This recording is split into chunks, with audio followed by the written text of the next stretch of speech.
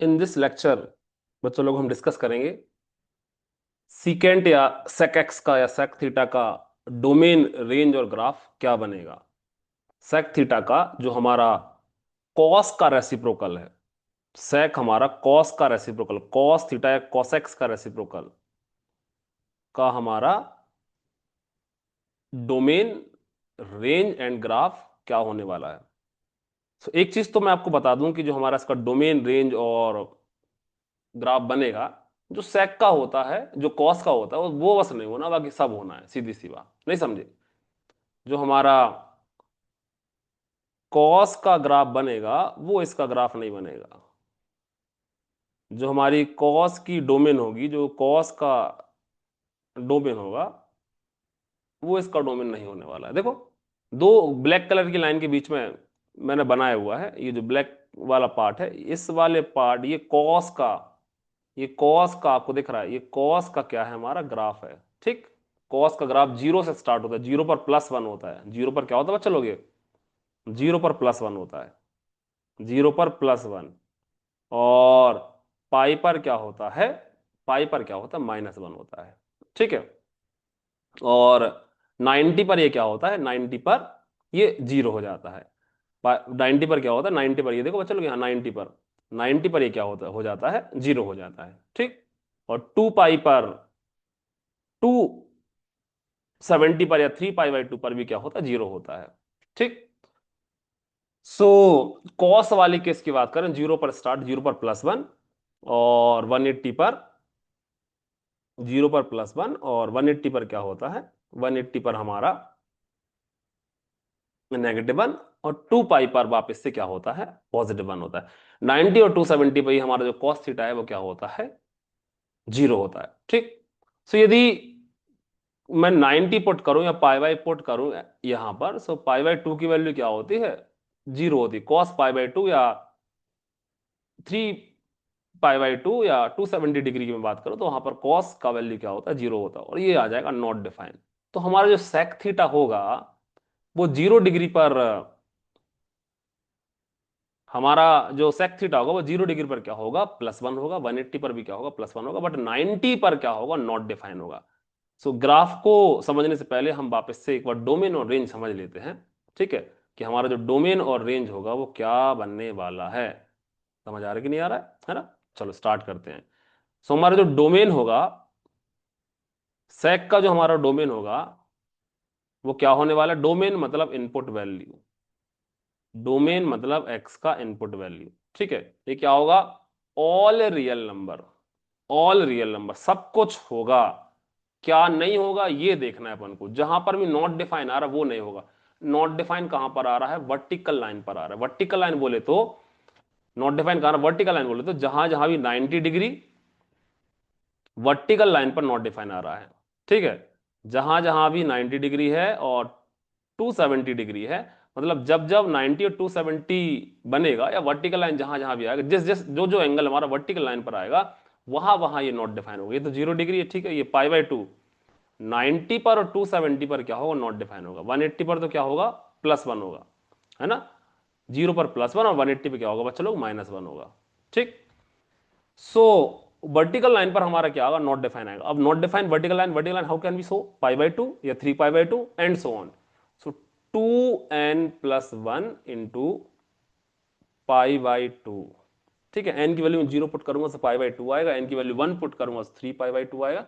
ऐसे बढ़ाते जाओ। n हमारा इंटीजर है जिसमें आप नेगेटिव पॉजिटिव इंक्लूडिंग जीरो भी पुट कर सकते हो। समझ आ रहा है कि नहीं? n के प्लेस पर negative positive including zero put कर सकते हो। तो ये वाला पार्ट हमारा डोमेन में नहीं आएगा। क्यों? क्योंकि इसको पुट करने से सेक की वैल्यू क्या आ रही है? नॉट डिफाइन इन्फिनिटी आ रही है, और we can say not define आ रही है। Is it clear? चलो, अब रेंज क्या होगी? रेंज क्या होगी? y का वैल्यू क्या होगा? आउटपुट वैल्यू क्या होगा? रेंज हमारा होगा y belongs to all real number. ठीक है। ऑल रियल नंबर, सब कुछ आएगा एक्सेप्ट क्या नहीं होना चाहिए? ओपन इंटरवल -1 से +1 नहीं होना चाहिए। समझ आ रहा है कि नहीं आ रहा? कहने का मतलब यह कि y हमारा बिलोंग करेगा y हमारा बिलोंग करेगा -∞ से -1 तक। ठीक है। यूनियन यूनियन +1 से प्लस इन्फिनिटी तक।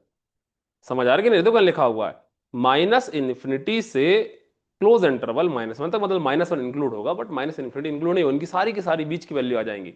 यूनियन 1 से लेके इन्फिनिटी तक +1 इंक्लूड होगा, लेकिन इन्फिनिटी हमारा इंक्लूड नहीं होगा।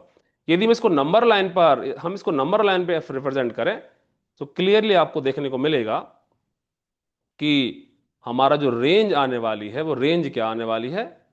इफ मैं नंबर लाइन पे इसको रिप्रेजेंट करूं तो रेंज हमारी क्या आने वाली है? रेंज हमारी आएगी क्या, इसको अपन बना देते हैं, ये 0 है, ये +1 है, ये -1 है। सो हमारा जो रेंज देखने को मिल रहा है -1 से इन्फिनिटी, या -इन्फिनिटी से -1 तक, और +1 से पॉजिटिव इन्फिनिटी। ये बीच का वैल्यू नहीं आना है। -1 से लेके 1 का वैल्यू हम इंक्लूड नहीं करेंगे, समझे? तो ये क्या हो जाएगा बच्चा लोग, इसका रेंज हो जाएगा। ठीक, इसका जो पीरियड होगा, ये जैसे कॉस का पीरियड हमारा 2 पाई होता है, 360 होता है, तो इसका पीरियड भी कितना होगा? 360 और 2 पाई होगा। ये हमारा इवन फंक्शन है, कॉस और सेक ही हमारा केवल इवन फंक्शन होगा था। क्यों?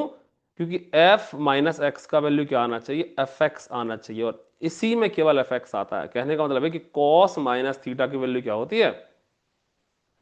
प्लस कॉस थीटा होता है। समझ आ रही है ना? कॉस माइनस थीटा की वैल्यू क्या होती है बच्चों लोग? Plus cos theta. Is that clear? चलो, सो डोमेन रेंज आपको क्लियर हो गया होगा। सेक हमारा इवन फंक्शन है, और सेक और कॉस इवन फंक्शन, बाकी रिमेनिंग 4 फंक्शन हमारे कैसे हैं? ऑड फंक्शन है। ठीक, सो ग्राफ एक बार वापस से देख लेते हैं। ग्राफ में मेन ये है कि ये हमारी y एक्सेस है और ये हमारा x एक्सेस है। यहां से अपन स्टार्ट करें, so it is a first quadrant. First quadrant में कॉस भी पॉजिटिव है और सेक भी पॉजिटिव है, ठीक है। 0 पर +1 है, फिर धीरे धीरे इन्फिनिटी तक जा रहा है। कहां तक जा रहा है? देखो इन्फिनिटी तक। ये वाला फर्स्ट क्वाड्रेंट है, ठीक। चलो, सेकेंड क्वाड्रेंट में ये क्या हो गया? सेकेंड वाले क्वाड्रेंट में क्या हो गया? नेगेटिव। ये देखो π/2 से पाई, ये सेकेंड क्वाड्रेंट है, ठीक है। सो माइनस इन्फिनिटी से वैल्यू कहां तक जा रही है? -1 तक जा रही है, जैसे हमारा कॉसेक में हो रहा था, है ना। फिर -1 से ये थर्ड क्वाड्रेंट में भी कैसा है? ये हमारा थर्ड क्वाड्रेंट में भी हमारा नेगेटिव है। ये थर्ड क्वाड्रेंट है, पाई से लेके 270 तक। तो ये हमारा सेकेंड एंड थर्ड क्वाड्रेंट। यहां पर सेक कैसा है? नेगेटिव है। फर्स्ट में पॉजिटिव है, और ये लास्ट वन फोर्थ क्वाड्रेंट में वापस से 2 पाई पर कैसा है? +1 है, और +1 से कहां जा रहा है? ऊपर की तरफ जा रहा है। और वी कैन से 270 पर क्या था हमारा? नेगेटिव इन्फिनिटी था। और यहां पर हम बोल सकते हैं कि फोर्थ क्वाड्रेंट में हम बोल सकते हैं कि 2 पाई पर पॉजिटिव 1 है। 2 पाई से जब उल्टा घूमेगा ना, 270 तक जाएगा, तो वैल्यू हमारी क्या होने वाली? वैल्यू हमारी होने वाली पॉजिटिव। और पॉजिटिव कहां तक? पॉजिटिव इन्फिनिटी तक, समझे? तो फोर्थ में और फर्स्ट में कैसा है? फोर्थ में और फर्स्ट में कैसा है? ये हमारा पॉजिटिव है, और सेकेंड और थर्ड में बच्चा लोग कैसा है? हमारा नेगेटिव है। Set clear? इसका जो ग्राफ है हमारा कहां से स्टार्ट हो रहा है, ऐसा अपन बोल सकते हैं। ये फर्स्ट क्वाड्रेंट, यहां पर देखो, ये फर्स्ट, ये हमारा सेकंड क्वाड्रेंट, ये हमारा थर्ड क्वाड्रेंट, और ये लास्ट वन, ये हमारा फोर्थ क्वाड्रेंट। समझे? चलिए, सो बच्चा लोग, होप सो आपको समझ में आया हो। नेक्स्ट लेक्चर में, नेक्स्ट वीडियो में हम डिस्कस करेंगे कॉट फंक्शन के बारे में, कि कॉटेक्स का हमारा डोमेन रेंज और ग्राफ क्या होगा। बड़े ध्यान से समझना है। मेन इससे जो एमसीक्यूज आपको देखने को मिलेगा, और डोमेन रेंज का ही एमसीक्यूज देखने को मिलता है, कि what is the domain, what is the range of the given function में वॉट जो भी है, cos x है कि sec x है कि tan x है कि रिमेनिंग 6 के 6 में से कुछ भी आपको डोमेन रेंज पूछ सकता है। इसमें एक और क्वेश्चन पूछने को मिलता है, टाइम, इसका पीरियड ही पूछ लेते हैं कि इसका जो पीरियड होने वाला है क्या होने वाला है, और इवन फंक्शन है कि ऑड फंक्शन है। समझे? कभी कभी एमसीक्यूज में आपको ग्राफ भी दे देते हैं, डायरेक्ट ग्राफ दे देंगे और बोल देते हैं कि ये जो हमारा ग्राफ है किस फंक्शन का है, किस ट्राइगोनोमेट्रिक फंक्शन का ये हमारा ग्राफ है। चलो, आज के लिए इतना ही। बाबा, टेक केयर, जय हिंद बच्चा लोग।